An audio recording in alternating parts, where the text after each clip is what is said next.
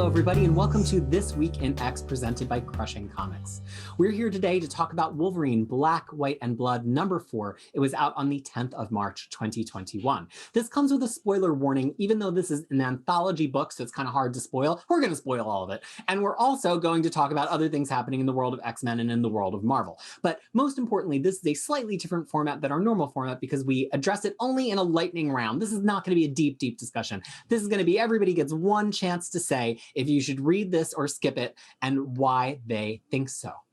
For Wolverine, Black, White, and Blood #4, we're going to have our lightning round on the first story. The letters in all these stories are by Clayton Cowles, and this first one is called The Art of Loss. It is by Kelly Thompson and Khary Randolph. It takes place shortly after Uncanny X-Men 173. And we will start with Fariha. What did you think of this story? So this is Kelly Thompson, so obviously it's 5-star. But more than that, it was a fun story. It was I don't know what happened in Uncanny X-Men 173 yet. I will find out soon enough. So I can't tell what this is referring to. But this has Mystique. I love Mystique, and there were some fisticuff, and then some Wolverine was crying about Miracle leaving him, who we have met fairly recently in Uncanny X-Men, and then Mystique was upset about Rogue leaving her. So it's all about loss and everything. And I thought it was fun. It was a fun issue. Not even an issue, but a few pages.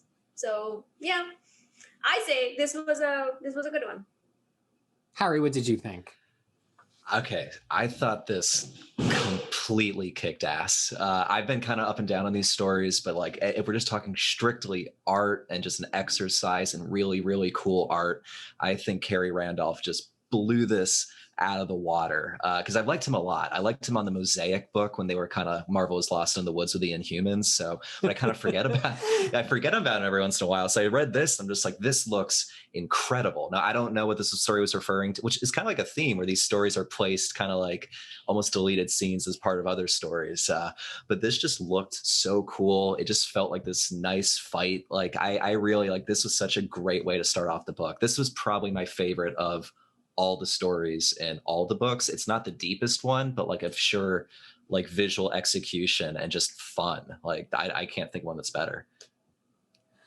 A few of the things that you've said really came to me in my read of it too. One of which is I do think Khary Randolph has handled this black, white, and red palette the best of almost all of the artists, especially because I feel like they're really using the white effectively. A lot of the artists are filling space with the black and the red, but this story, I feel like the white held space as much as the black and the red, and I think that the most successful ones throughout this whole series have done that. Is it kind of like a lightweight fight scene? Yeah, but here's the thing. You can make a lightweight fight scene count a lot more if you place it in continuity, because then for the hardcore, you get us to fill in the blanks around it. And even Freya, who doesn't necessarily know 171, 172, and 173, which for my money are some of the most classic X-Men issues of all time. 171 is possibly my favorite issue of Uncanny X-Men of all time. Okay. So for me to have that footnote, I got to read so much more into this and I loved it. And I don't know if it would hit as hard for somebody not, but I just think that's the best way to do these anthology books. Just let us know around when you were picturing it happening. Don't make us guess based on the costume and based on who's alive and who's not alive. Just tell us. There's no harm in telling us. And I think by telling us, it made this even more exciting than it would have been had they not. But on the other side, it's awesome that you got that much from it because you know what the story was. But for me, as someone who doesn't know this, I understand. But it didn't Wolverine's hurt you. having a Wolverine's having a bad day. We know what his deal with this rogue for the most part. It felt timeless in a cool way. Yeah, I would agree with that. I think that's the best. To me, that's the best way an anthology book can go. You let us know when you were thinking it could go, but you also write something that it doesn't super matter. My one final comment on though is I wish the red was redder. It was a little bit I was just gonna say that. That's exactly what I was gonna say. That it's so is it because I read it digitally, so is it the same for everyone? Because I read it digital looks too. Orange. I'm colorblind. You can't don't put me in on this. I'm whatever color it is what it is. What color is it for you? Just muddy green brown? It looked red to me, so whatever. No, it looks very orange. So the thing is I don't know whether it's because they were trying to keep up with Mystique's hair. So they needed to kind of keep it that, but then that just beats the purpose of black, white blood. It was a lighter wasn't shade. bloody. I can agree. I mean, Siqueira was a little orange, but anyway. All right. Second story. Yeah. This is called Reave What You Sow. It is by Ed Brisson, Leonard, Kirk, and a color assist from Andres Mossa. And it takes place after Uncanny X-Men 229. Freya, what did you think about this one? Fine. It's fine. It's okay. It's definitely a pure epilogue, and without reading that issue, I was like, sure, Reavers, yay, let's get rid of them. And he fed some Shirk. That was good. But then the first couple of pages, the first pages did not have any. It was all black, and there was like a few. There was too much black and white, and then it was overabundance of red in a lot of them. So there was like a disconnect. But this also has the story. I feel like I have talked about it at some point, how to kill Wolverine, and I feel like Ed Brisson saw that episode and was like, oh yeah. That's how you kill him, because this. Yeah, they talked about that drowning thing, which either he saw the Old Guard, the movie, or he saw that episode. He saw one of it, because then that is exactly the same thing that I talked about. Well, that really is. You either got to throw him into the sun or you got to drown him. Those are your options, right? Yeah. So that's the one. So yeah. So it was fine. Khary. Maybe I was just in a great mood when I was reading it, or just so high off the first story. But this story wasn't as good, but I thought it was like a ton of fun. And I like Leonard Kirk, but like it was such a gnarly story. Like, it's not just like bloody, it's like chunks and viscera and gore. And I'm not gonna lie, the scene where like the last henchman's like flying away and Wolverine just shoots him with a harpoon, and it's the next page is him happily driving the boat away. I laughed out loud. That was really funny. I mean, this was solid. I don't always click with Ed Brisson, but I think it was pretty well done. And the art was like a nice level of just in your face gross, which was cool. Again, for me, the art was very much the first thing I reacted to. I love Leonard Kirk from a very specific period of Leonard Kirk, especially when he was on Captain Britain and MI13, and then 4 or 5 years later on the Fantastic Four by James Robinson. And I feel like he's gotten a little sparser on details since then, and this didn't feel like that. This felt like, wow, I totally remember why I love Leonard Kirk, which made me think like maybe it's color on Leonard Kirk that I don't like, or maybe he's drawing with less detail for color and he drew with more detail here for the red. Now, I don't think he used the white space as effectively as Khary Randolph necessarily did in the first story, but everything was really intelligible and the red really popped. And I think it was the dimension on the red was really nice on the colors from Mossa. Story-wise, it's like Wolverine fighting some Reavers on a boat and some sharks. Like, I don't think it's particularly memorable. I don't think it adds a whole lot to X-Men 229 if you then go and read this. But again, giving us that little bit of context, I think made it a little bit more interesting than just some generic Wolverine kills some Reaver story, had it not just had that small editorial box. And maybe that just makes me a total whore for continuity, but I think just having that adds a little bit to me. So it was well drawn, it was kinetic, I enjoyed how bloody it was, and it never felt like gratuitous. Like it was bloody and gory without it being like, oh, here's guts just to have guts, and that to me is like right the line that I want with Wolverine. This is not like a crossed comic, like it's not bloody just to be bloody. It's bloody because Wolverine is the best at what he does. Yeah, it's still storytelling more than just like check out our M rating, Yeah. All right, well, that brings us to the third story. The third story is called Sticks and Stones. It is by Stephen S. DeKnight with Paulo Siqueira on pencils, Oren Jr. on inks, and again, Andres Mossa on colors. Freya, what did you think of Sticks and Stones? This is like, I'm because I'm reading Claremont stuff right now, so I'm kind of sometimes I'm going to start rating issues by most Claremontian to least Claremontian. So this is like the most Claremontian thing I've ever read that is not written by Claremont. Like, it was just a very early, between 94 to 119 that I've read so far. They went to the Savage Land, they had a fight, he had a team up with Sauron, which I now know, by the way, who he is. And then they went to this other Petrified, and then they're like, yay, a fight over, and now we're gonna fight. It's like old Silver Age comic book superhero. That's what it is. In terms of coloring and art, lot more red, like lots and lots more red, and yeah, I had fun with it. I like, it was fun, but nothing that I'll remember. Yeah, I mean, Khary. Yeah. So this was, the art I think is fine. I think this definitely falls in more the art itself I enjoy, but it's not really taking a ton of use of the black and white and red kind of scheme, which is a shame. But this was written by Stephen S. DeKnight, who I believe is the writer for the second Pacific Rim movie and Daredevil, what have you. So I'm always kind of curious when He is a Hollywood guy. Yeah, he's a Hollywood guy. So I'm always kind of curious how that comes to.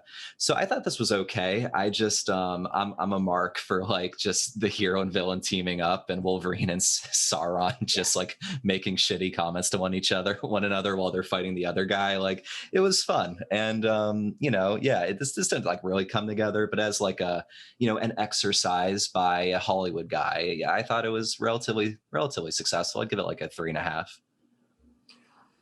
Yeah, for art on this one, I thought the art was really impressive. This was a really big, hefty Wolverine. He really like held space on the panels, and the choices of how to use red were varied, right? We had red for blood and viscera, but we also just had red knocked back in the background at points. We had whole panels that were red to just kind of indicate like danger. And then we even at one point have a whole panel that is silhouetted in red, as it's kind of just like meant to be the way that the light is cast against it to show everybody backlit.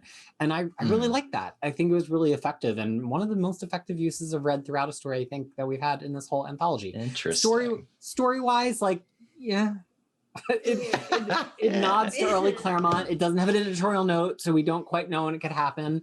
Wolverine is kind of a little bit buddy-buddy with Sauron, so you get the idea that it's after several encounters with Sauron over the years. I decided for myself that it happened when Wolverine gets dropped into the Savage Land at the beginning of Savage Wolverine at the beginning of Marvel Now. That's when I decided personally it was going to fit. But it's kind of just like a nothing story. And this is my fear in these anthologies, that you get like really, really good art and a story that just nobody will ever remember. And that's fun to pick up. But like then it's like, why did you make this artifact? Why does this thing exist? Why did you print it? Why did we buy it? Because even though this was enjoyable and there was nothing bad about it, I just think it's not going to stick in my brain ever again. And this is the last moment I'm going to recall it for the rest of my life. Well, I wonder if and I agree with you. I think that's a solid point about, these anthologies can run the risk of being kind of empty calories in a way. But like the whole pitch, I don't know, maybe I'm being too hard, but like the whole pitch of like a Wolverine anthology where the emphasis is blood and like violent, it doesn't seem to like lend itself to too many like super deep or interesting stories to me. So I feel like I've been like gravitating towards more just enjoying the art as like like from different people. Now I'm not I don't want to like make excuses, but that's kind of been how I've been viewing these in a lot of ways. So a question though, because this is the last of this, and I think after that we're gonna have Carnage. Yeah, we're not doing that. White. No, I know we're not doing that. But if there was another mutant you would like to this anthology with, who would it be and what color? Ooh, that's awesome. Damn. Well, they just announced as we were getting ready to record today, Wonder Woman, black, white, and gold. And I'm yes. Oh, I'm all about the variant covers of that. I mean, Wonder Woman has some of the best variant covers in Rebirth since Rebirth till now. So I'm all about the. I'm ready because you know what. And the Wonder Woman anthology stuff, I mean, I'm a Wonder Woman mega fan. I will read anything Wonder Woman. And the anthology Wonder Woman stuff in the past couple of years and the digital first and stuff, it's been better than her actual series. Yeah, so the fact that we have her actual series right now with Becky Cloonan, who the top row here on the video is a big fan of. And then you also are going to have good anthology stuff. I'm like, this is our 80th anniversary. Anyway. And then the variant cover better have like a gold plating. Oh. Like, there better be, or else I'm coming after you, DC. But back to X-Men. Yeah, to get to your question, I feel like Cyclops could be kind of entertaining. No, just hear me out, because you'd have to have a bunch of writers try to make it interesting from this very neurotic kind of can-be vanilla and character. then there will be like so many red out of his eyes. Like yeah, but like that's more of a challenge. You know what I mean? Like I don't know. What's yours, Peter? Part of me says it probably should be Storm, because if there's any character that deserves this format, that there are a million stories to tell with from their long history, it's probably Storm. And I think you would probably do gold as your third color on Storm because it would be lightning. I just think there's a lot of story possibility there, honestly. Now, could you probably also get away with doing this with Psylocke Quanon and do the third color as purple and would it be really cool? Yeah, but she's getting other attention right now. So I don't know if that's really it. I really think if there's a character who just feels like there's a wealth of stories and really deserves this anthology format, it's Storm. I like yours more. Damn it. All right. Yeah, I changed mine to Storm. Hey, no, Priya, no what changes. do you think? I would, for some reason, I actually want more, like, Magneto. And that's, oh, yes. It's like Magneto, red, purple, black, red, and purple. Back to his original. It's purple, right? Like, it's purple. He did have, it's purple. Yeah, it's a purple. And that's only because I want more anthology of Magneto when he's not fighting X-Men, what have he's been doing. Yeah. I want to know more stories of that. I'm pretty sure there's probably out there. I just haven't read it. But the thing is, I want more, I just wanted, I've just been thinking about that. But yeah, that will be our wish list. Well, I think what this format really does lend itself to the best is when you have a character who, there can be a lot of hidden moments that could be interesting because it's already been implied. It's not like we have to make up new moments because then it's like the book has to do a lot of heavy lifting to do that. And that B, at least the way Marvel does it, this is very, I think, influenced by Marvel magazines from the 1970s and the very kind of specific pulp quality that they had. They did all these horror magazines, and also Iron Fist sometimes would be in Deadly Hands of Kung Fu and would be in black and white. I think I have that book right here. And I think that these, it's gorgeous stuff. It really showed, pencilers of that period really knew how to use black and white. And so I want to see Marvel pick characters that A, have the narrative depth to support these stories, but B, really benefit from an almost pulpy take. Whereas DC did it for Harley Quinn, some of which was really good, don't get me wrong. And they're about to do it for Superman, and I'm kind of like, I feel like there's more interesting characters to have to do this kind of a black and white page on than that. And that's why I think Magneto would be thrilling, because you could tell the whole life of Magneto, tell when he was a child, in pre-war, tell a concentration camp story, tell a story when he's hunting down Nazis. Like, you can tell a story leading up to Asteroid M. When he recently broke up with Professor X, seriously, no, like him right after the schism, or the split, that could be cool. And I mean, for that matter, let's get a Moira book like this, right? Let's just have it be a different color for each life. Call it Moira Rainbow. Ooh, and then have each, it'd be a Pride book, and then have with Pride covers without any gay characters in it, because Marvel loves to do that. And and have each different one be. I'm in a mood today. Yeah, I could. I'm glad Marvel did this. This was a fun little mini series, and I wasn't sold on it in the beginning, but I've really had a good time. I really like these things though, because the thing is, if it's bad, then you're like, oh, it wasn't in continuity anyway. That's the best. Good, and if it's good, then it is absolutely in continuity, and we know which page it falls on. So And now we know that I didn't realize that Peter loves Greg Land that much. Now I know that you might need to be certified. So we're all just learning things about each other. It's great. Well, folks, that's all that we have to say about Wolverine Black, White, and Blood issue number 4. If you're looking for us discussing the other issues from the 10th of March, 2021, just look elsewhere on the channel, because we love getting together and doing this. Why, Freya? Because X-Men is better when it's read together. That's right. So on behalf of myself, Freya, and Khary today, thanks so much for joining us for another episode of This Week in X. Bye. Bye.